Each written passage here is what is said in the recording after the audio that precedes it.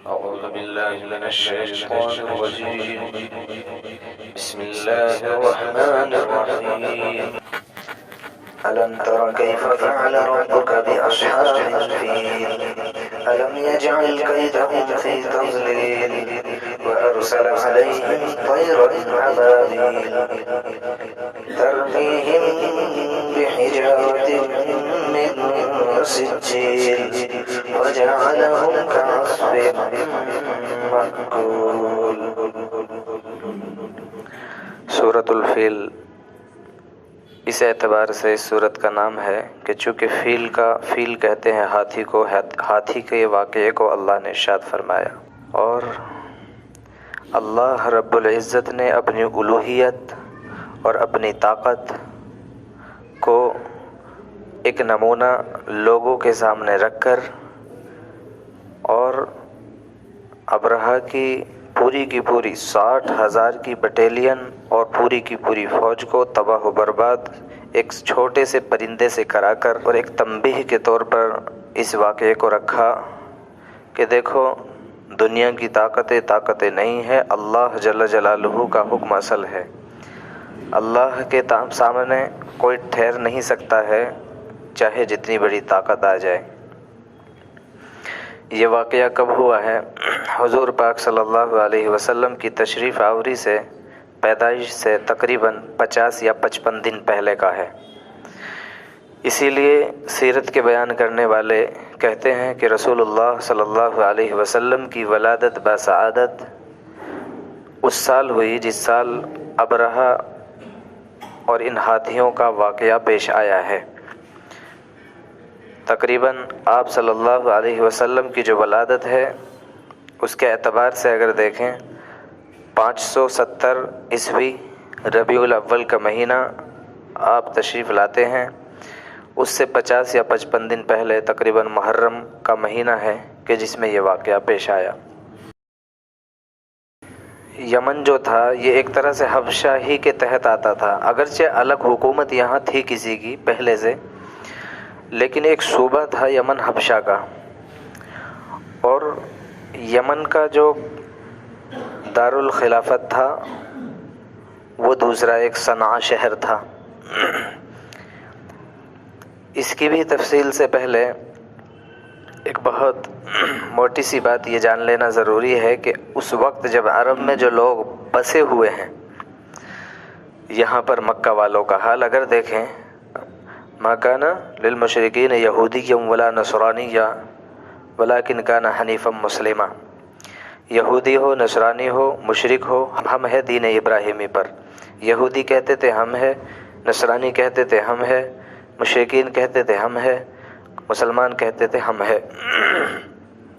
اس اعتبار سے ہر ایک اپنے آپ کو بیت اللہ کے معظم گھر کے ساتھ میں منسلک رکھتا تھا، اس کا اعزاز، اس کا اکرام ہر آدمی کرتا تھا، چاہے اس کا تعلق شرک والوں سے ہو، بت پرستی والوں لوگوں سے ہو، یا اس کا تعلق حضرت عیسیٰ علیہ الصلاۃ والتسلیم کے لائے ہوئے دین نصرانیت سے ہو یا دوسرے مذاہب سے ہو۔ یمن میں ہوا یہ تھا کہ یمن میں ایک بادشاہ، چونکہ بت پرستوں کی وہاں حکومت چلی آ رہی تھی، تو آخری جو بادشاہ ہے، بہت دور نہ جا کر یہاں دیکھتے ہیں کہ آخری جو بادشاہ ہوا ہے وہ ذو نواس نام کا تھا۔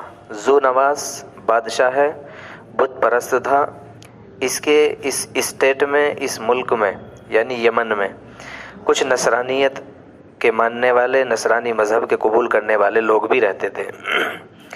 اس نے یہ کیا ان کے ساتھ کہ ایک بہت بڑی خندق کھدوائی تھی جس میں تقریباً 20,000 نصرانی یعنی دین وحدانیت، اللہ کے دین کے ماننے والوں کو اس نے جو ہے جلا دیا تھا، راکھ کر دیا تھا۔ یہی ہے وہ واقعہ جو سورہ بروج میں اللہ رب العزت نے ارشاد فرمایا ہے۔ جب اس نے 20,000 لوگوں کو وہاں پر جلا دیا تو انہی 20,000 میں سے 2 لوگ جو تھے وہ نکل کر بھاگ گئے، اور یہاں سے وہ سیدھے گئے روم جو تھا قیصر، اس کے پاس جا کر شکایت کی، چونکہ وہ بھی نصرانی مذہب کا ماننے والا تھا۔ تو اس سے یہ بات کہی کہ دیکھو آپ کے ہم مذہب کے جو لوگ تھے یمن میں جو لوگ نصرانیت کو ماننے والے تھے حضرت عیسیٰ علیہ السلام کے دین کے، ان کے ساتھ میں ایک بہت خطرناک واقعہ پیش آ گیا ہے۔ وہاں کا جو بادشاہ ہے اس نے 20,000 لوگوں کو جلا ڈالا۔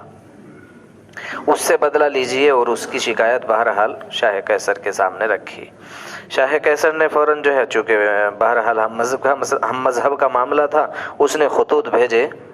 یہاں جو تھا حبشہ، یمن کے بالکل قریب حبشہ، یعنی ایک طرح سے چونکہ بعد میں جو ہے حبشہ ہی کے تحت آیا ہے یمن، تو اسی کا ایک صوبہ کہہ سکتے ہیں اس کو۔ حبشہ کے بادشاہ کو شاہ قیصر نے خط لکھ دیا کہ یمن پر چڑھائی کرو اور یمن میں جو بادشاہ ہے اس کو تباہ و برباد کرو، اس سے حکومت چھینو۔ اس نے ایسا کیا۔ اب یہاں پر جو حبشہ کا جو بادشاہ تھا، اس نے یہاں سے 2 شخص کو ایک لشکر بنایا اور ان 2 شخصوں کو لیڈر بنایا۔ ان کی معیت میں اربات اور دوسرے کا نام تھا ابرہہ۔ یہ 2 آدمی تھے، اربات اور ابرہہ۔ یہ 2 آدمیوں کی معیت میں، ان کی سرکردگی میں ایک لشکر بھیجا یمن کی طرف، یمن پر جا کر کے چڑھائی کرو، ان کو برباد کرو۔ یہاں آ کر کے انہوں نے لڑائی لڑی تو یمن کا جو ان کی جو حکومت تھی اس کو تباہ و برباد کر دیا گیا، یہاں تک کہ وہ جو ذو نواس تھا وہ بھی مارا گیا، اور وہ مارا ایسے گیا کہ وہ سمندر میں گیا، ڈوب گیا۔ اس کی تباہی آئی، اور بہرحال یہاں حکومت انہوں نے کیپچر کر لیا، اور حکومت آ گئی اربات اور ابرہہ یعنی حبشہ کے تحت۔ اب چونکہ دونوں لیڈر تھے، بہرحال اب مسئلہ آیا دونوں کا کہ یہاں کا لیڈر، یہاں کا گورنر میں بنوں، اربات بنے گا یا ابرہہ؟ دونوں کے دونوں بہرحال معزز آدمی تھے اپنے اعتبار سے۔ تو اب دونوں بھی آپس میں لڑائی تک پہنچ گئے۔ تو لیکن دونوں نے فیصلہ یہ کیا کہ ایسا کرتے ہیں، چونکہ ہم تو دونوں حبشہ سے آئے ہوئے ہیں، اور ہماری جو جماعت ہے، لشکر جو ہے نا، چونکہ اربات کا بھی وہی ہے، انہی کے لوگ ہیں، اور ابرہہ کا بھی انہی کے لوگ ہیں، تو ایسا کرتے ہیں کہ ہم لشکر کو نہیں لڑائیں گے۔ لشکر کو کیوں لڑایا جائے، کیوں مار دیا جائے آپس میں؟ اگر ابرہہ کی لشکر کا نقصان ہوتا ہے تو وہ اربات کا لشکر ہے، اربات کے لشکر میں سے کچھ لوگ مارے جائیں گے تو وہ بھی ابرہہ کا لشکر ہے۔ ایسا کیا، دونوں نے فیصلہ یہ کیا ہم دونوں لڑیں گے آپس میں، اربات اور ابرہہ دونوں میں سے جو بچے گا جو ہے وہ لیڈر بنے گا، وہ گورنر بن جائے گا، باقی مارا جائے گا۔ دونوں آپس میں لڑے۔ ابرہہ پر اربات نے جو حملہ کیا تو اس کی ناک پر لگا تھا، ناک کٹ گئی تھی اس کی، لیکن بہرحال اس نے جب وار کیا تو وہ جو ہے اربات ختم ہو گیا، بچ گیا ابرہہ۔ ابرہہ جب بچ گیا تو گورنر یہاں کا طے ہو گیا ابرہہ۔ یمن میں حکومت اب ایک طرح سے آ گئی ابرہہ کی، لیکن تحت ہے حبشہ کے، چونکہ حبشہ ہی کے بادشاہ جو مین تھا اس نے بھیجا ہوا ہے۔ اب یہاں پر اس بادشاہ کو پھر سے خبر ہوتی ہے کہ یہ دونوں تو آپس میں بھی لڑ گئے، لیکن اس نے جو ہے اب وہاں کا جو بادشاہ تھا حبشہ کا، اس نے قسم کھائی کہ جو ہے میں قسم کھاتا ہوں اس کے بالوں کو مٹی میں ملا دوں گا، اس طرح کی قسم اس نے کھائی۔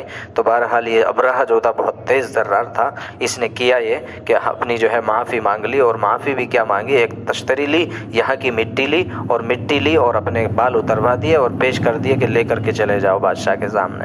بادشاہ بہت محسوس بھی کیا بہرحال بادشاہ نے کہ آدمی جو ہے اتنا نادم ہو رہا ہے، اتنا شرمندہ ہو رہا ہے، آدمی نے جو ہے بال اتروا دیے، اور اس نے یہ کہ جو ہے آپ اپنی قسم پوری کر لیجئے، میرے بال بھی حاضر ہے، مٹی بھی ہمارے یہاں کی حاضر ہے، بال کو مٹی میں ملا دیجئے، آپ کی قسم پوری ہو جائے گی۔ بہرحال یہاں رہا اب ابرہہ نے دیکھا اب یہاں پر کہ لوگ جاتے ہیں، ایک موسم آتا ہے، لوگ جاتے ہیں پتہ نہیں کہاں چلے جاتے ہیں۔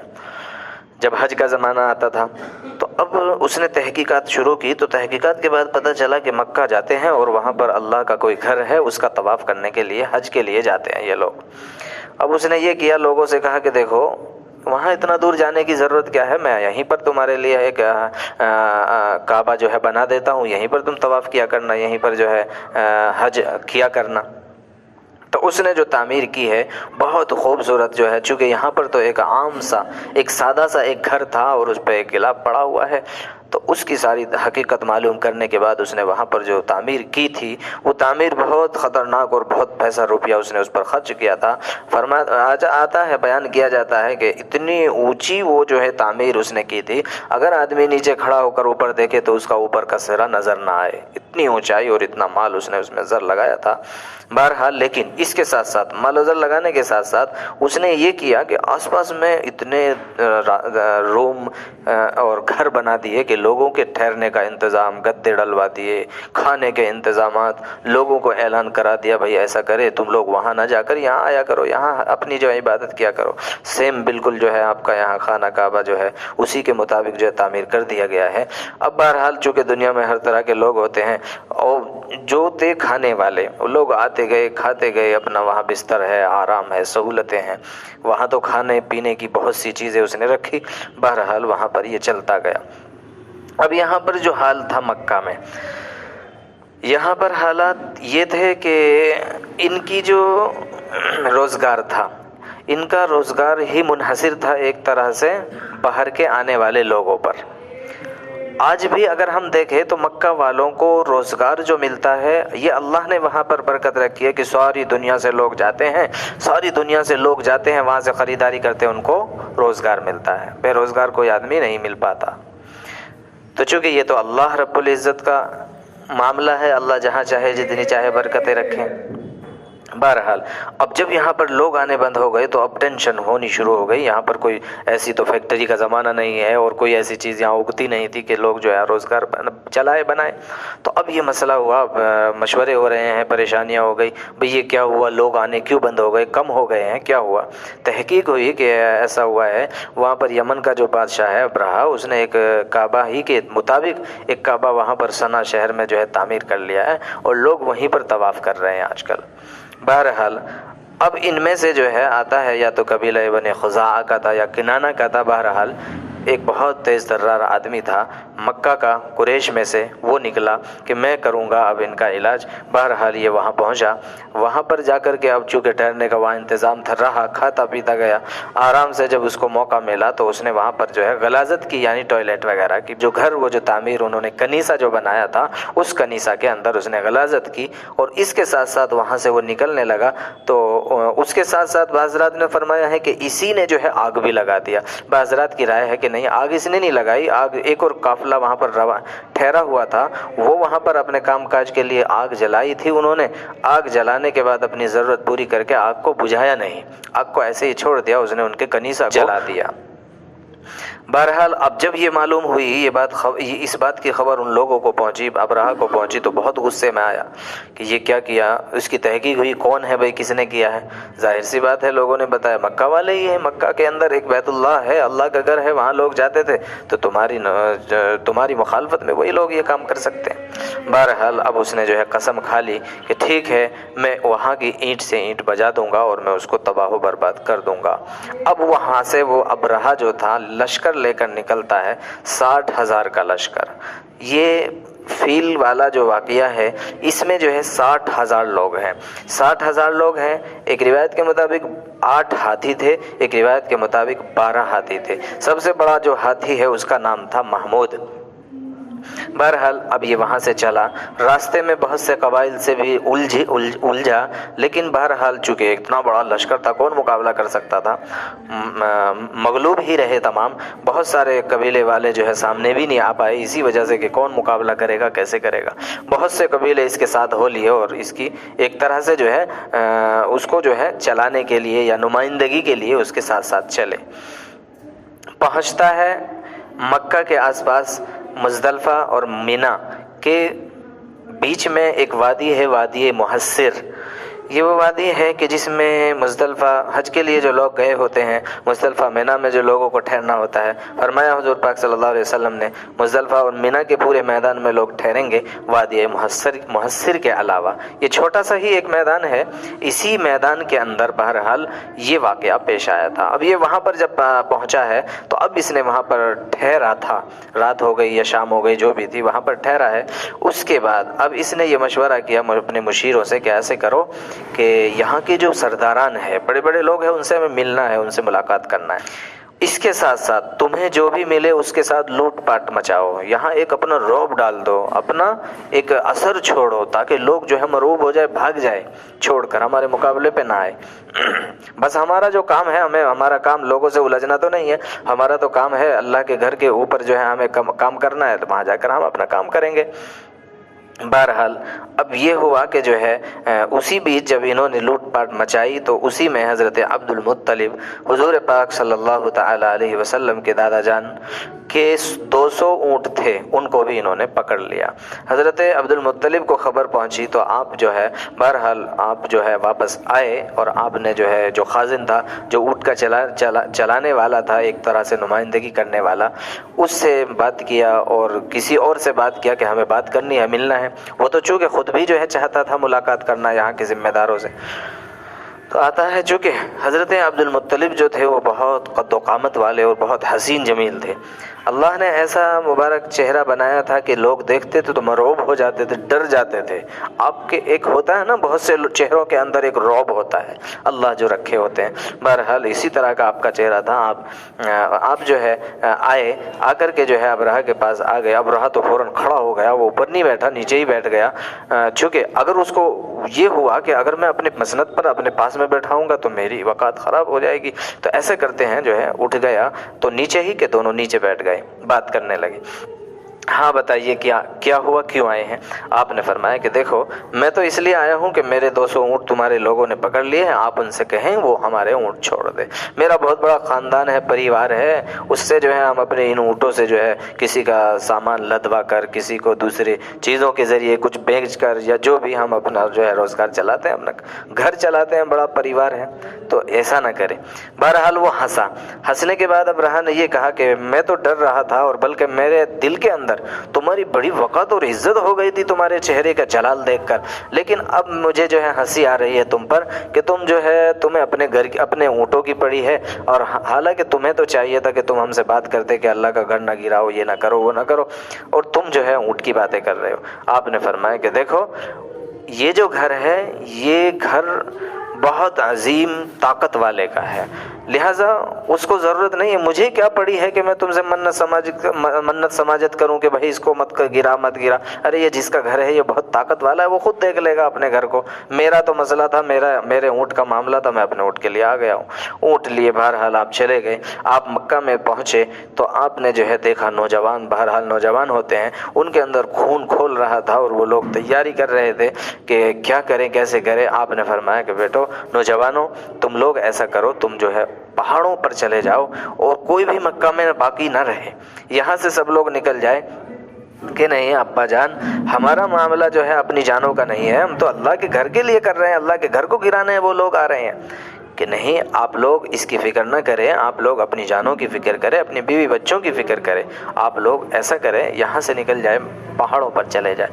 لوگ جو ہے بہرحال وہاں سے جبل ابی قبیس، جبل نور وغیرہ وغیرہ پر جو ہے لوگ چلے گئے، وہاں پر جا کر دعائیں کرنے لگے اور انتظار کرنے لگے ہوتا کیا ہے، کرتے کیا ہے وہ لوگ آ کر۔